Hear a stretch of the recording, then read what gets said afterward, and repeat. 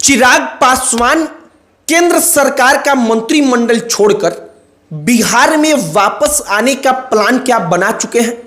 क्या तेजस्वी यादव के पास साल 2025 का विधानसभा चुनाव आखिरी मौका है कि वो मुख्यमंत्री की कुर्सी तक पहुंच जाएं, वरना बहुत देर हो जाएगी और शायद वापसी कर पाना असंभव सा हो जाएगा। ये तमाम बातें इसलिए क्योंकि चिराग पासवान को लेकर एक विशेष चर्चा चल रही है। चर्चा चल रही है कि चुनाव के बाद एनडीए की सरकार बनेगी तो चिराग पासवान डिप्टी सीएम पद की शपथ लेंगे।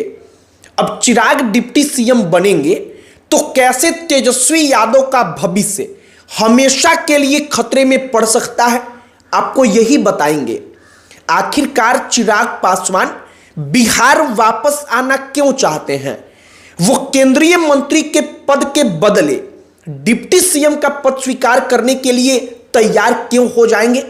और क्या वाकई में चिराग पासवान डिप्टी सीएम बनकर इतने क्षमतावान हो जाएंगे कि तेजस्वी यादव का अगर 2025 में लुटिया डूब गया तो फिर हमेशा के लिए वो लुटिया डूबा ही रह जाएगा? इतने वो पावरफुल हो जाएंगे?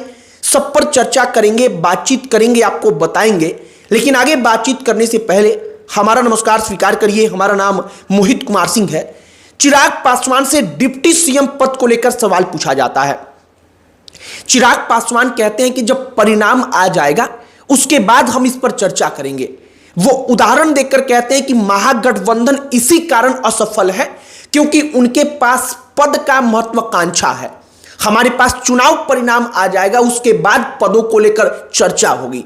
अभी हमारा फोकस सिर्फ इतना है कि हम एकजुट रह करके चुनाव जीत पाएं।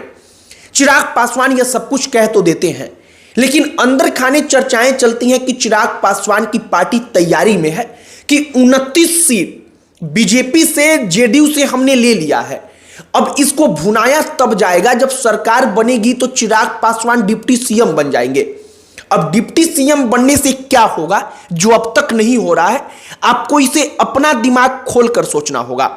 दरअसल चिराग पासवान केंद्र में है तो अब गौर करिए, जितने बिहार के मुद्दे होते हैं वो तेजस्वी यादव से जुड़ते हैं, वो सम्राट चौधरी से जुड़ते हैं, वो नीतीश कुमार से जुड़ते हैं, वो यहां के नेताओं से जुड़ते हैं। चिराग पासवान आउटसाइडर जैसे लगते हैं। वो बिहार के मुद्दे में डायरेक्ट सेंटर नहीं बन पाते, लेकिन जब वो डिप्टी सीएम बनेंगे तो मीडिया के लिए बिहार के मुद्दों को लेकर के सबसे बड़ा चेहरा वही रहेंगे। चिराग पासवान हमेशा चर्चा का विषय मीडिया में बने रहेंगे। बिहार में कुछ अच्छा होगा, राज्य सरकार जो बढ़िया करेगी, नौकरी बांटेगी, रोजगार लगेगा, तो उसके लिए चिराग पासवान के सर पर सेहरा बंधेगा।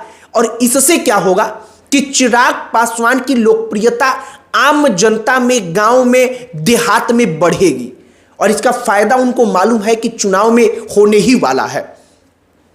अब अगर चिराग पासवान डिप्टी सीएम बन गए तो तेजस्वी यादव को कैसे लंबे समय तक के लिए गहरा नुकसान पहुंच सकता है, यह भी समझना होगा।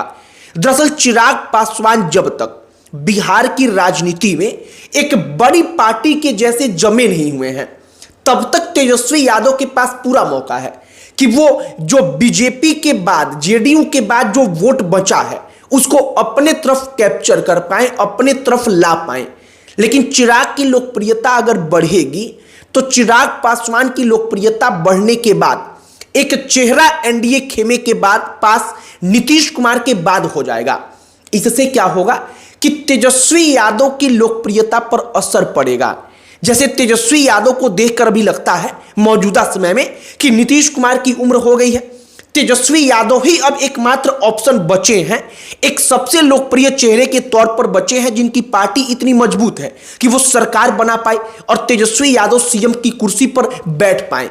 लेकिन तब परिस्थिति बदल जाएगी क्योंकि चिराग पासवान भी इसी रेस में आ जाएंगे जब लगने लगेगा कि उनकी पार्टी और वो भी सरकार चला सकते हैं।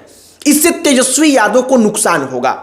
अब एक और बात है, चिराग पासवान अगर बिहार में रहेंगे तो हमेशा वो बिहार के इधर उधर जो गांव है, देहात है, अलग अलग जिले हैं, वहां पर आएंगे जाएंगे, पार्टी का कैडर बिहार में रहकर मजबूत कर पाएंगे। और सबसे महत्वपूर्ण बात होता है कि पार्टी के कैडर को कोई भी मजबूत कर पाए। सबसे चुनौती वाला काम वही है, क्योंकि चुनाव पार्टी का कार्यकर्ता ही लड़ता है, जो उसका कैडर होता है वही लड़ता है। नेता केवल भाषण देते हैं, नेता केवल रोड शो करते हैं, नेता केवल रैलियां करते हैं।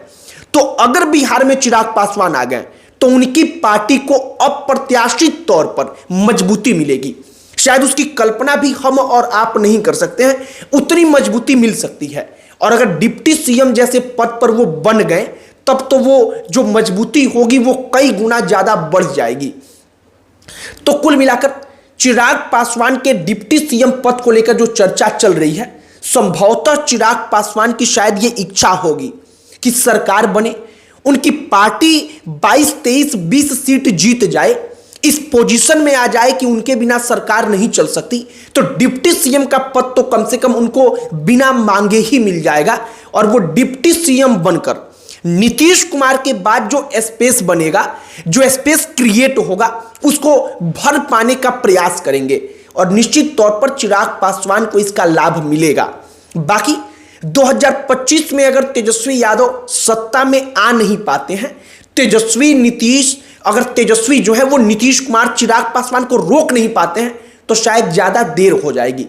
शायद 2030 के चुनाव में तेजस्वी यादव को नीतीश कुमार तो नहीं, लेकिन नीतीश कुमार के बाद उनसे भी ज्यादा चमकदार चेहरा जो होगा चिराग पासवान का, उस वक्त पर जो एनडीए खेमे का सबसे प्रमुख चेहरा बन जाएगा, उनकी पार्टी मजबूत हो जाएगी, उससे टकराना पड़ेगा। और चूंकि चिराग पासवान खुद एससी कम्युनिटी से आते हैं, दलित बिरादरी से ताल्लुक रखते हैं, तो वो वोटर उनके साथ वो बड़े चेहरे हो जाएंगे। तो उन पर विश्वास करके कि दशकों बाद हमारा सीएम बन सकता है, दशकों बाद हमारा ऐसा सीएम बन सकता है जो वाकई में अपने स्वतंत्र रूप से काम कर पाए, जो पावरफुल हो, तो वो उनके नाम पर एकजुट हो सकते हैं। और ये तेजस्वी यादव के लिए सबसे बड़ा चैलेंज बन सकता है। बाकी जो भविष्य में होने वाला है, अगर चिराग पासवान डिप्टी सीएम बन गए तो हमने जो सोचा और समझा, जो तमाम एक्सपर्ट्स हैं, जो चर्चाएं कर रहे हैं, राजनीतिक जो विशेषज्ञ हैं,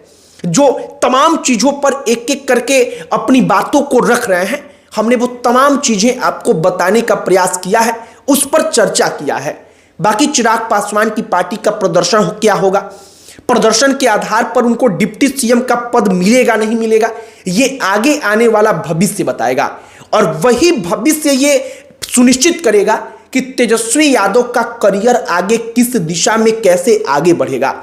आपकी प्रतिक्रिया इस पर क्या है, कमेंट बॉक्स में लिखकर बताइएगा। अन्य कोई टॉपिक जिस पर आप चाहते हो कि हम वीडियो बनाएं, उसे भी कमेंट बॉक्स में लिखकर बताइएगा। बाकी इस वीडियो को यहीं पर समाप्त करते हैं। अंत में हमारा परिचय, हमारा नाम मोहित कुमार सिंह है। बहुत बहुत धन्यवाद।